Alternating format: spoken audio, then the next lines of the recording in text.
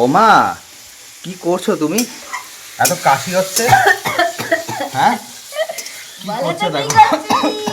কাশতে কাশতে মরে যাচ্ছি। কাশতে কাশতে শেষ।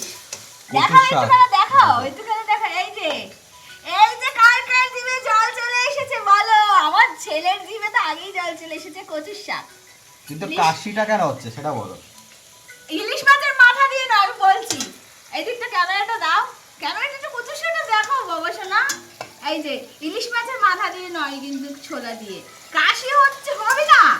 যে রান্নায় বেশি ফ্লেভার হয়, সুন্দর খেতে হয়, ওই কাশি ঝাঁজ হাঁচি সব হবে। তাহলে বোঝা যাবে এই রান্নাটা টেস্টফুল হবে, তাই না? বলো, আমি ঠিক বললাম কি না?